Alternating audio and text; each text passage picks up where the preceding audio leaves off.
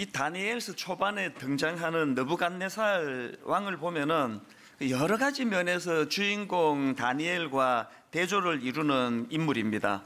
그 신앙적으로 보면은 이 느부갓네살 왕이 가진 치명적인 문제가 있는데 그게 뭐냐 하니까 우리가 앞에서 살펴봤지만 그 느부갓네살 왕은 그 하나님의 역사하심을 생생하게 눈으로 목도하고 경험했고요. 또 그걸 또 자기가 입으로 그거를 고백하면서 그 하나님의 위대하심을 굉장히 그 강한 의조로 선포하는 것들이 그 몇 번 나오는 걸 우리가 이미 살펴봤습니다.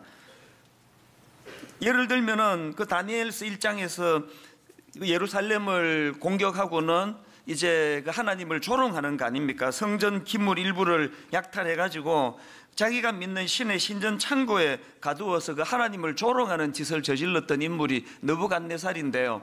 2장으로 들어가서 이제 자기가 꾼 꿈의 그 문제로 마음이 번민하고 그 불면이 찾아오고 그렇게 괴로워하던 때에 하나님께서 다니엘을 통하여서 그 꿈을 풀이해 주시고 하나님의 능력을 이제 느부갓네살이 경험을 하니까 그가 어떤 고백을 합니까? 2장 47절 왕이 대답하여 다니엘에게 이르되 너희 하나님은 참으로 모든 신의 신이시요 모든 왕의 주제시로다.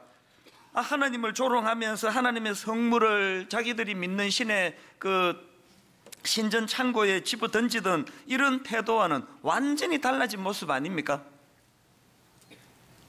우리 생각에는 이제 하나님의 그 놀라우신 능력을 이제 경험했으면 막 인생이 확 바뀔 것 같은데요. 그렇게 2장 말미에서 그런 하나님의 놀라우심을 입술로 고백해 놓고는 바로 그 다음 나오는 3장 1절에 보니까 어이없는 모습이 나옵니다. 느부갓네살 왕이 금으로 신상을 만들었으니 높이는 60규빗이요 너비는 6규빗이라 이것을 바벨론 지방의 두라 평지에 세웠더라. 지금 바로 직전에서 하나님은 모든 신들의 신이시고 모든 왕의 주제시라고 고백을 했는데 자기 꿈에서 봤던 그 신상보다 더 화려하고 더 어마어마한 크기의 금신상을 만들어 가지고 모든 백성들이 여기에 절하지 않으면 가만두지 않겠다는 이런 어이없는 명령을 내리는 게 느부갓네살이에요. 이런 갈짓자 그름은 3장에서도 똑같이 반복이 됩니다. 느부갓네살이 그 3장에서도 하나님의 일하심을 경험하고는 하나님을 찬양합니다. 3장 28절 느부갓네살이 말하여 이르되 사드락과 메삭과 아벳느고의 하나님을 찬송할지로다. 그 다음 29절 그러므로 내가 이제 조서를 내리노니 각 백성과 각 나라와 각 언어를 말하는 자가 모두 사드락과 메삭과 아벳느고의 하나님께 경솔히 말하거든 그 몸을 쪼개고 그 집을 거름 더미로 삼을지니 이는 이같이 사람을 구원할 다른 신이 없음이니라 하더라. 뭐 어마어마한 변신 아닙니까? 이제 진짜 이제 하나님의 사람이 됐구나 싶은데요. 이제 우리가 이제 다음 시간에 배우게 될 그 4장 후반부로 들어가면은 교만이 머리 꼭대기까지 올라가 가지고 짐승처럼 그 하나님의 징계를 받는 그런 모습을 보이는 게 이게 또 느부갓네살이에요. 오늘 그 본문만 봐도 하나도 달라진 게 없다는 걸 알 수가 있는데요. 이미 2장에서 이제 느부갓네살이 그 꿈의 문제 때문에 그렇게 괴로워하고 불면의 그런 시간을 보내고 했는데 2장에서 하나님이 그 꿈을 보여주시고 풀이해 주시고 이런 역사를 경험을 했는데 4장에서 또 비슷한 그런 꿈 때문에 이제 괴로운 시간을 가지는데 2장에서 그런 일을 경험했으면 이제 4장에서는 그 대처도 좀 다르고 뭐 달라야 되는데 하나도 달라진 게 없습니다. 자, 본문 4절 5절을 보십시오. 나 느부갓네살이 내 집에 편히 있으며 내 궁에서 평강할 때에 한 꿈을 꾸고 그로 말미암아 두려워하였으니 곧 내 침상에서 생각하는 것과 머릿속으로 받은 환상으로 말미암아 어떻게 됐습니까? 번민하였으노라. 달라진 게 하나도 없습니다. 그리고 또 그 문제를 풀어가는 방식도 하나도 바뀐 게 없습니다. 6절입니다. 이러므로 내가 명령을 내려 바벨론의 모든 지혜자들을 내 앞으로 불러다가 그 꿈의 해석을 내게 알게 하라 하였더라. 문제를 대하는 방식도 여전히 두려움이고 번뇌와 고뇌고 그 문제를 풀이하는 방식도 지금 하나도 바뀐 게 없습니다. 여러분, 이런 느부갓네살의 행동이 좀 이해가 잘 안 된다, 뭐 성경은 맨날 이렇게 믿기지 않는 걸로 가득 차 있다, 이렇게 생각하신다면 자기를 진짜 모르는 사람이에요.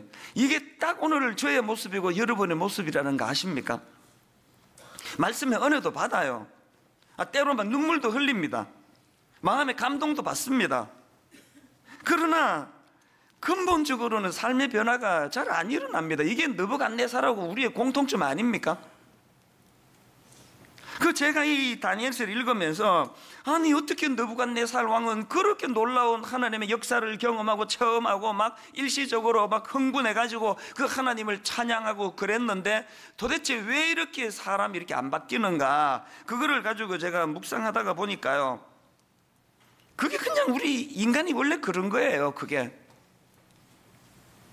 본질적으로 이 느부갓네살이 갖고 있는 문제가 두 가지가 있는데, 첫 번째 문제가 뭐냐 하면은요, 막 감정적으로는 흥분도 하고 막 일시적으로 막 그냥 동요도 되지만 근원적으로 그는 하나님의 주권을 인정하는 세계관이 자리 잡지 않은 인생이에요. 무슨 근거로 이렇게 말씀을 드릴 수 있는가 하면은, 그 앞에서 2장에서 다니엘을 향해 가지고 막 너희 하나님은 참으로 모든 신들의 신이시고 모든 왕의 주제시라 막 그런 고백을 했지만, 4장으로 넘어와서 오늘 본문에서 그 다니엘을 대하는 그의 모습을 한번 보시겠습니까? 자, 본문 4장 8절입니다. 그 후에 다니엘이 내 앞에 들어왔으니 그는 내 신의 이름을 따라 벨드사살이라 이름한 자요, 그의 안에는 거룩한 신들의 영이 있는 자라. 내가 그에게 꿈을 말하여 이르되, 또 9절, 박수장 벨드사살아. 여러분, 지난번에 말씀드렸지 않습니까? 벨드사살은 벨 신이여 나의 생명을 보호하소서, 그런 뜻이에요.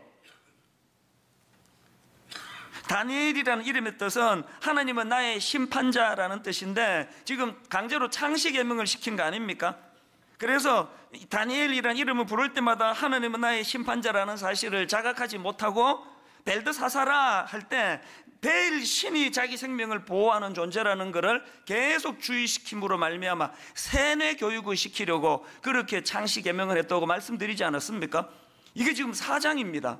2장에서 네가 믿는 신이 대단하다고, 3장에서 사드락과 메삭과 아벳느고의 신이 놀랍다고 그렇게 선포했는데 4장에서 여전히 벨드사사라, 그리고 또 자기가 설명까지 해요. 내가 믿는 그 신의 이름을 따가지고 만든 거라는 것을 강조하면서 벨드사사라라고 부르는 게 뭘 의미하겠습니까? 일시적으로 그냥 가슴도 뜨겁고 막 감정에 동요되고는 했지만 근원적으로 자기 생각의 중심이 안 바뀌었다는 뜻이에요. 여러분, 우리가요 막 예배 시간에 제가 막 어떻게 해서든 졸리지 않으려고 막 예화도 준비하고 막 일주일 내내 그렇게 설교하는 거는요, 오늘 내가 무슨 공연하자는 게 아니고요, 그런 그 사례들과 감동적인 이야기들을 들려드림으로 반복해서 여러분이 그걸 들으심으로 여러분 내면의 이 가치 체계, 세계관이 바뀌어지기를 원해서 하는 거거든요. 총신대 신국원 교수님이 쓴 그 아티클에 보니까 제목이 개혁주의 기독교 세계관의 역사와 전망 이런데요, 거기 이런 내용이 있습니다. 한번 들어보십시오. 레슬린 유비긴의 말처럼 성경은 단지 바라보며 읽을 책이 아니라 그것을 통해 세상을 보아야 할 안경이다. 자, 다시 들어보세요. 성경은 단지 바라보며 읽을 책이 아니라 그것을 통해 세상을 보아야 할 안경이다. 그러면서 그 영어로 이분이 그 설명을 어떻게 붙였냐 하니까, 단지 바라보며 하고는 관로하고 look at 이렇게 그 영어를 단어를 거기다 썼고요, 그 다음에 그것을 통해 세상을 바라보아야 할 안경이다 하고는 관로해 놓고 look through 이런 그 표현을 썼더라고요. 지금 여러분 look at과 look through의 차이가 뭔지 여러분 다 아시는 거 아닙니까? look at은 그냥 바라보는 거예요. 이런 일이 일어났구나. 우리 목사님 지금 뭐 피곤해 보이네. 그 살이 좀 빠졌나? 이게 look at이에요. look through는 통하여 보는 거. 그래서 안경이라 그러잖아, 안경. 성경은 look at이 아니에요. 내가 뭐 2도겠다 3도겠다 그게 하나도 중요한 게 아니고요, 성경은 안경이에요. 이 성경은 또 창이에요. 이 성경을 통해서 내가 밖을 바라보는 거예요. 느부갓네살이 그렇게 많은 경험을 체험을 하고도 안 바뀌는 거, 여러분이 그렇게 수많은 은혜를 간접적으로 듣고 직접적으로 경험해도 잘 안 바뀌는 거, 여전히 성경을 룩겟 하고 있는 거 아닙니까? 룩겟.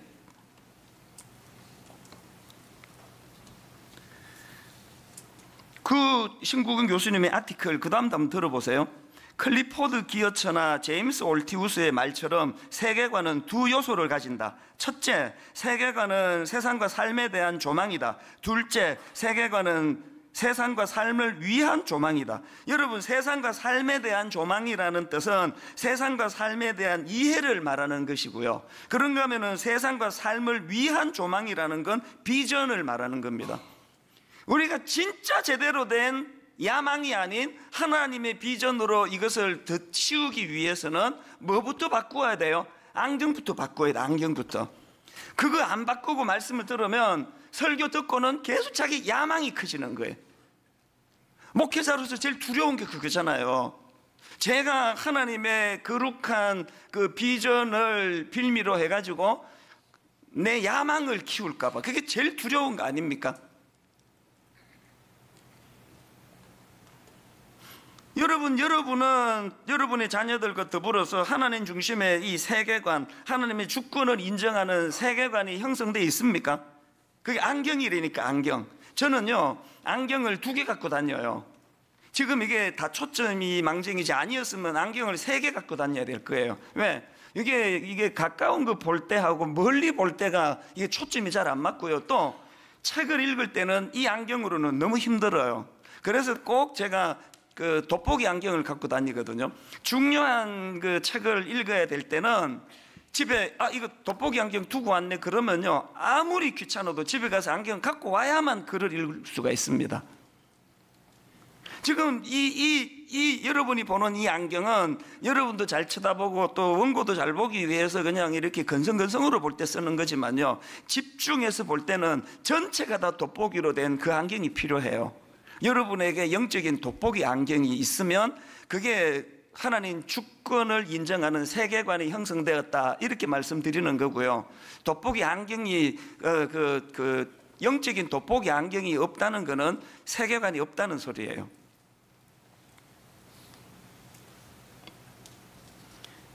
느부갓네살에게는 없는데 다니엘에게 있는 것, 그게 안경이에요. 안경. 그런가 하면은 두 번째로, 느부갓네살은 어떻게 그렇게 놀라운 하나님의 능력을 여러 번 경험하고도 본질적인 변화가 일어나지 않았나? 그거는요, 첫 번째가 뭐라 그랬죠? 하나님의 주권을 인정하는 세계관이 자리 잡지 못해서 그랬다. 이게 첫 번째 이유라면, 두 번째는 뭐냐? 하나님의 인도하심을 경험하지 못해서 그렇습니다. 지금 느부갓네살이 막 하나님을 찬양하고 막 놀라워하지만, 그러나 여러분, 그가 사용하는 표현을 한번 주의 깊게 한번 보시기 바랍니다. 3장 28절, 느부갓네살이 말하여 이르되 사드락과 메삭과 아벳느고의 하나님을 찬송할지로다. 또 그 다음 29절, 그러므로 내가 이제 조서를 내리노니 각 백성과 각 나라와 각 언어를 말하는 자가 모두 사드락과 메삭과 아벳느고의 하나님께 경솔히 말하거든. 이 보니까 그 굉장히 막 믿음이 출중한 것 같은데, 내막을 들어가서 보니까 자기의 하나님이 아니에요. 이건 2장에서도 마찬가지인데, 2장 47절에서 다니엘에게 하는 말을 들어보세요. 느부갓네살이 이렇게 말합니다. 왕이 대답하여 다니엘에게 이르되 너희 하나님은 참으로 모든 신들의 신이시요 모든 왕의 주제시로다. 느부갓네살이 아무리 하나님을 찬양하면 무슨 소용입니까?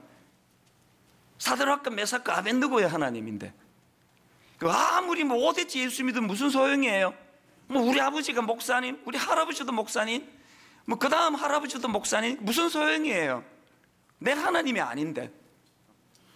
여기 느부갓네살이 너무 많아요. 들은 풍월이 있어가지고 성경도 꽤 알아요. 그리고 이게 이상한 일들이 또 가끔씩 일어나는 거는 사실인 것 같다고 다 알아요. 근데 다 아는데 사드락과 메삭과 아벳느고의 하나님인데 무슨 소용이 있냐고요. 이게 오늘 여러분 집에 아들의 제일 큰 문제 아닙니까? 이게 여러분, 딸이 갖고 있는 치명적인 그 결함이 바로 이거 아닙니까? 그래서 이 다니엘과 느부갓네살을 이렇게 그 분석을 해보니까 이게 결정적인 차이라는 거예요. 결정적인 차이. 다니엘은 나의 하나님이에요. 나의 하나님. 그 나의 하나님이니까 거기에 목숨을 걸 수 있고, 사드락과 메삭과 아벳느고 세 친구도 나의 하나님이니까 그 풀무불에서도 능력이 나타날 수 있는 거 아니겠습니까?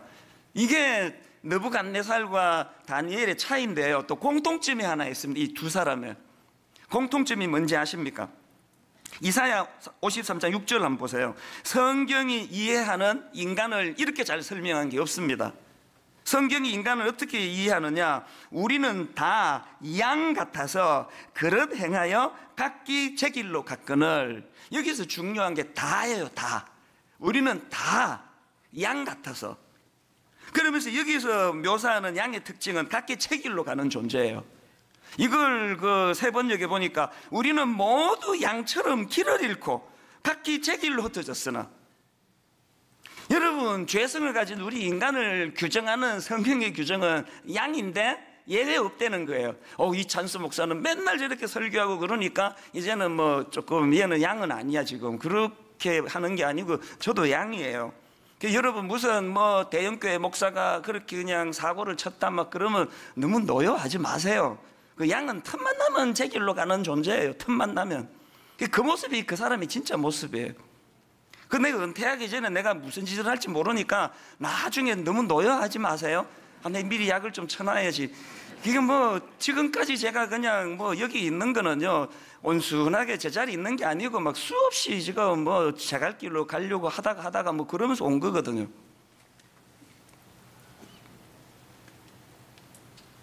다니엘하고 느부갓네살의 공통점은 다 양이에요. 다니엘은 막 출중한 인격을 가지고 있고 느부갓네살은 미숙한 게 아니고요. 다 양이에요. 다 내버려두면 제갈길로 길 잃어버리는 거. 그런가 하면은 다니엘과 느부갓네살의 공통점이 뭐겠습니까? 그러면 이 다니엘과 느부갓네살의 차이점, 결정적인 차이점을 저는 시편 23편 1절에서 찾았습니다. 여호와는 나의 목자시니 내게 부족함이 없으리로다. 다니엘과 느부갓네살 다 양이에요. 내버려두면 혼미하고 내버려두면 헷갈리는 존재인데, 다니엘과 느부갓네살의 결정적인 차이는 다니엘에게는 그 양을 인도하는 목자가 있었고요, 느부갓네살에게는 목자가 없습니다. 그래서 제가 특세 때 말씀드렸잖아요. 꿈풀이 해라, 안 하면 죽이겠다 그럴 때 바로 자기 이야기를 안 해요. 시간 달라. 왜? 목자한테 물어봐야 되니까. 자기가 설명하면은 그 엉뚱한 그 헷갈리는 이야기 할 수밖에 없으니까. 그래서 저는 다윗과 느부갓네살의 결정적인 차이는 여호와가 나의 목자가 대신 목자가 인도하는 양이 다니엘이고요, 느부갓네살은 목자 없어 방황하는 양이에요. 이 차이예요. 그랬더니 이제 4절과 같은 놀라운 결과가 나타나는 거 아닙니까? 시편 23편 4절. 이거는 다윗의 노래이기도 하지만 이거는 다니엘의 노래이기도 합니다. 내가 사망의 음침한 골짜기를 다닐지라도 해를 두려워하지 않을 것은 주께서 나와 함께 하심이라. 어떻게 함께 하시나? 주의 지팡이와 막대기가 나를 안위하시나이다. 다니엘서가 1장부터 끝장까지 이 4절 말씀 아닙니까? 이게 구현되는 거 아닙니까? 여러분 인생에 주의 지팡이와 막대기가 안위하고 있습니까? 난 자수성가, 누구도 나는 뭐 간섭할 수가 없고 나는 그런 간섭 안 받고도 난 잘하고 있다. 그분은 느부갓네살이에요. 느부갓네살도 그 주의 막대기와 지팡이 없이도 왕국을 이루고 나라를 점령하고 그 대단한 일을 한 게 또 느부갓네살 아니겠습니까? 제가 옥하는 목사님을 존경에 맞지 않는 거는 그분이 천사래서가 아니에요.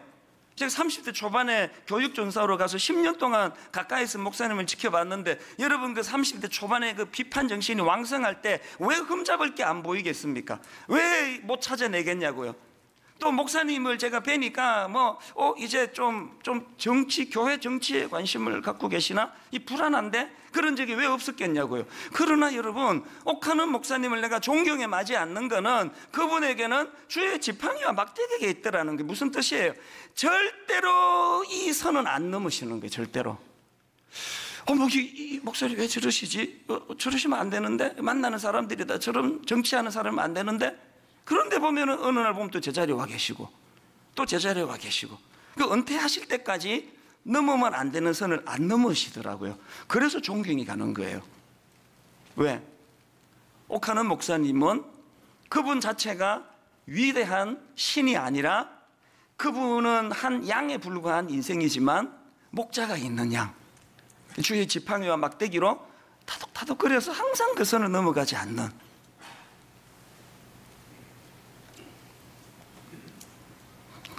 이 각도로 여러분 자기를 한번 조명해 보세요. 여러분은 지금 다니엘과입니까? 느부갓네살과입니까?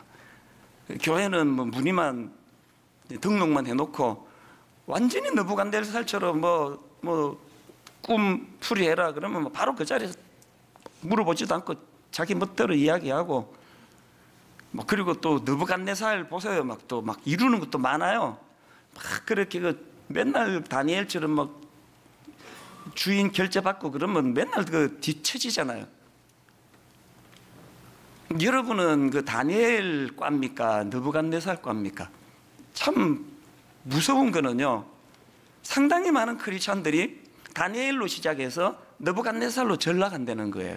지난주 금요일인데요, 그날 새벽에도 이제 오늘 설교를 이제 다듬기 위해서 이제 느부갓네살을 묵상하고 다니엘을 묵상하고 두 사람을 비교하고 분석하고 자료를 보고 그러다가 불쑥 세상에 없는 것이라고 하는 제가 이 책은요 15년 전에 쓴 책이에요.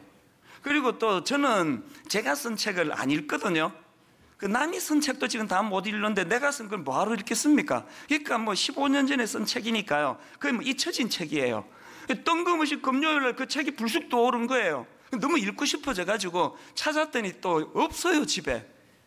항상 또 이게 드라마처럼 일은 또 그렇더라고.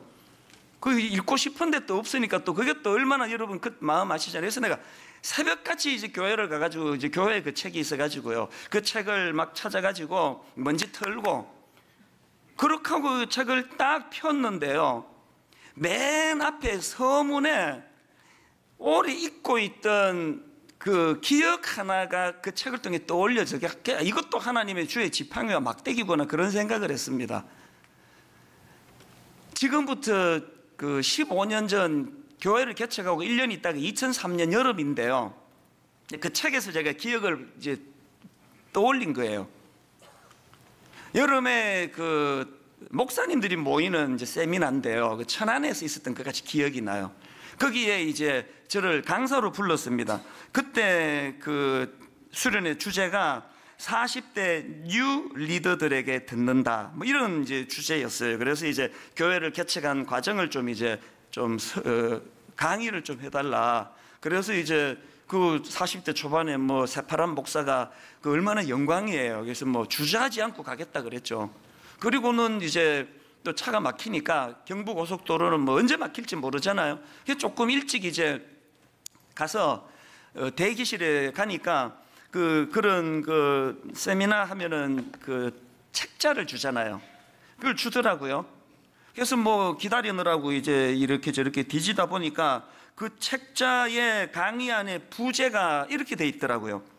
개척하여 작년 출석 1000명을 이룬 40대의 젊은 목사님들을 강사로 초청하여 그들의 비하인드 스토리와 부흥 사례를 가감없이 전하는 귀한 수련회입니다.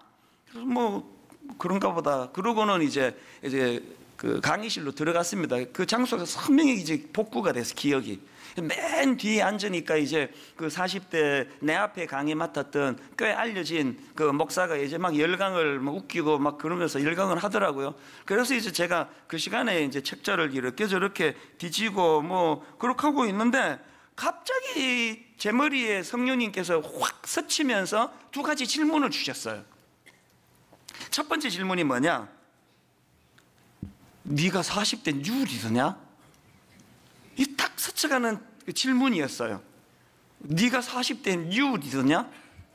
그리고 이 질문과 함께 바로 두 번째 질문이 이어졌는데 머리에 확 스쳐가는 질문이 뭐냐?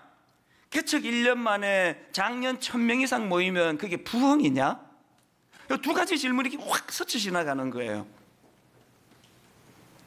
왜 이런 그 질문이 떠올랐을까 생각해 보니까요, 그날 제가 하게 될 강의 제목이 오직 은혜로만 가능하게 된 교회 부흥 이거거든요. 1년 만에 1000명이 넘어섰다는 것을 이제 이렇게 그 교회 부흥이라는 표현을 썼기 때문에 확 그런 생각이 스쳐 지나가는 거예요. 그 다음에 그 책에 있는 내용을 한번 들어보십시오.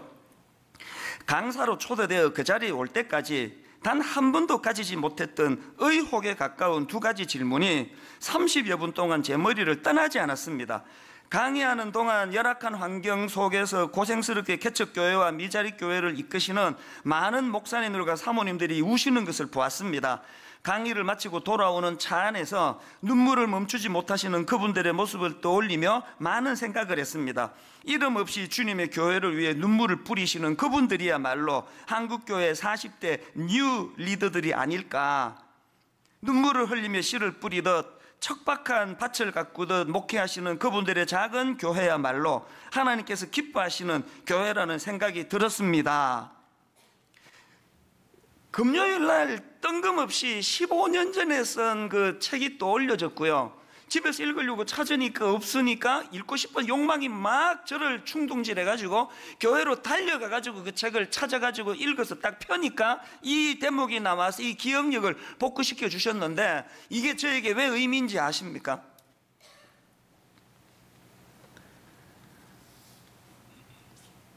느부갓네살이 그렇게 많은 하나님 은혜를 경험하고도 근원적으로 세계관이 바뀌지 않은 많은 이유 중에 하나가 뭔지 아세요? 그가 가진 게 너무 많은 거예요. 자랑거리가 너무 많은 거예요. 여러분 다니엘 4장 29절 30절에 느부갓네살의 그 교만을 한번 보시기 바랍니다. 12달이 지난 후에 내가 바벨론 왕궁 지붕에서 거닐새 나 왕이 말하여 이르되 이 큰 바벨론은 누가 했습니까? 내가 능력과 권세로 건설하여 나의 도성으로 삼고 이것으로 내 위엄의 영광을 나타낸 것이 아니냐 하였더니, 제가 어느 대목을 묵상하고 있었다고요? 금요일날 새벽에 꽤 많은 사람들이, 꽤 많은 교회가 다니엘로 시작해서 느부갓네살로 전락한다는 그 대목을 묵상하고 있었는데, 왜 하나님은 15년 전에 잊혀졌던 그 기억을 떠올리게 하기 위하여 그 책을 펴게 하셨을까 생각해 보니까 네가 그 위험에 속해 있다는 그 경고를 주시기 위한 거 아니겠습니까? 느부갓네살이 왜 세계관이 바뀌기 어렵다고요?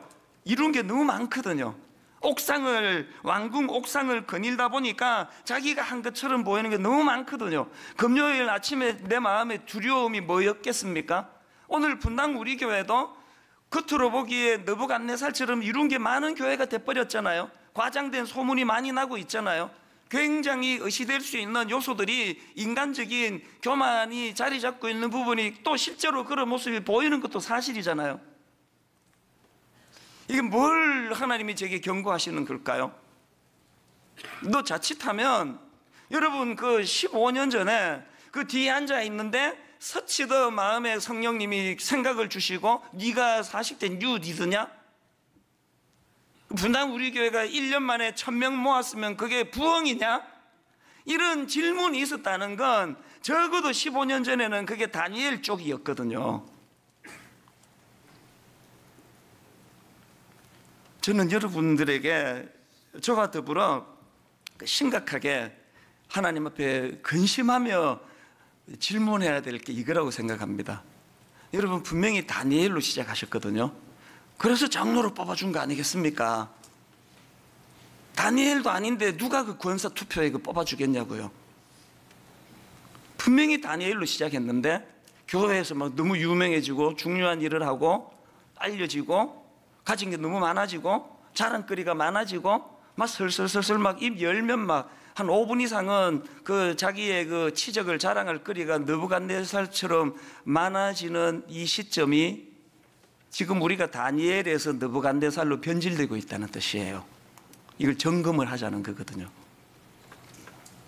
여러분, 제가 세상에 없는 것, 이제 제목이 너무 길면 사람들이 안 사기 때문에 짧게 세상에 없는 것 이렇게 썼지만요, 원래 제목은 이렇습니다. 세상에 없는 것 되기 위해 달려가는 교회. 세상에 없는 것 되기 위해 달려가는 교회. 또 세상에 없는 것 주기 위해 달려가는 교회. 그래서 저는 오늘 여러분, 분당 우리 교회 여러분과 제가 다니엘에서 느부갓네살로 변질되는 어떤 대형 교회로서의 껍데기를 자랑하는 이 함정에 빠지지 않기 위해서 끊임없이 이 두 가지요, 세상에 없는 것 되기 위해 달려가는 교회, 세상에 없는 것 주기 위해 달려가는 교회, 이 두 개를 보니까 이렇게 정리가 되더라고요. 여러분, 우리가 세상에 없는 것이 있는 교회가 되기 위해서는 첫째로요, 세상과는 다른 차원의 삶을 사셔야 됩니다. 둘째로는 세상과는 다른 차원의 능력을 보여주셔야 됩니다. 다시요, 세상과 다른 차원의 삶, 세상과 다른 차원의 능력. 자, 여러분 여기서 한번 보세요. 지금 느부갓네살과 다니엘의 위상을 보면은요, 겉으로 보기에 다니엘은 포로예요, 포로. 그리고 느부갓네살은 왕이에요. 보셨지만, 너 이름 바꿔. 바꿔야 되는 게 그게 느부갓네살의 권력이에요. 그 앞에서 다니엘은요, 말합니다. 잘못해서 이 자식 죽여. 그러면 죽을 수밖에 없는 게 다니엘이에요. 그런데 다니엘을 보면서 신기하게 생각하는 게, 분명히 보여지는 위상은 지금 느부갓네살이 칼자루를 쥐고 주도권을 쥐고 다니엘을 하나의 비참한 좋은 포로 중에 하나로 되어 있지만, 실제적으로 역사를 이끄는 거는, 실제적으로 느부갓네살을 이끄는 거는 다니엘이에요. 그렇지 않습니까? 다니엘이 지금 느부갓네살을 끌고 가고 있지, 느부갓네살이 다니엘을 끌고 가고 있는 거 아니에요. 이게 세상과는 다른 차원의 삶의 모습이고, 세상에서는 볼 수 없는 차원의 능력이에요. 이게 변질이 어디서 오느냐? 우리 거두절미하고 나 그냥 느부갓네살 할래. 난 느부갓네살 할래. 그게 좋아. 왕궁도 거닐고 이하를 막론하고 대형 교회가 좋은 거지. 난 느부갓네살 할래. 세상과는 다른 삶의 방식, 또 세상과는 다른 삶의 능력이 유라굴라 광풍 속에서 겉으로는 바울이 죄수고 선장도 있고 선주도 있고 경험 많은 사람이 있는데, 풍랑을 만났을 때 실질적으로 진두지휘하며 영향력을 행사하는 사람은 죄수 바울이었다는 거. 이게 세상과 다른 방식의 능력 아니겠습니까? 그래서 여러분, 우리의 정체성은요, 고린도후서 6장 10절이에요. 근심하는 자 같으나 항상 기뻐하고, 가난한 자 같으나 많은 사람을 부유하게 하고, 아무것도 없는 자 같으나 모든 것을 가진 자로다. 이 우리의 정체성인데, 우리는요, 근심하는 거 빼달라는 거예요. 그냥 기쁨만 하게 해주세요. 가난한 자 같으나 뭐하러 여기 넣습니까? 주님은 그냥 부유하게 해주시면 되는데, 아무것도 없는 자 같으나 그건 좀 빼주시고 그냥 모든 것을 가진 자라고 해달라는 거 아닙니까? 그냥 느부갓네살을 시켜주시면 되는데 왜 복잡하게 그러시냐고. 그거 아닙니까? 여러분, 어제도 하셨던 기도가 그거 아닙니까? 근데 하나님은 네가 다니엘이면 좋겠다. 근심하는 자 같으나 항상 기뻐하고, 가난한 자 같으나 많은 사람을 부유하게 하고, 아무것도 없는 자 같으나 모든 것을 가진 자로다. 우리 주 예수 그리스도의 은혜와 하나님 아버지의 다함없는 사랑과 성령님의 감동, 감화, 유로교통 충만하심의 역사가 오늘 주신 말씀 마음에 담고 힘 얻어 달려가기로 다짐하는 모든 주의 자녀들 머리 위에 지금부터 영원토록 함께 하시기를 간절히 축원하옵나이다. 아멘.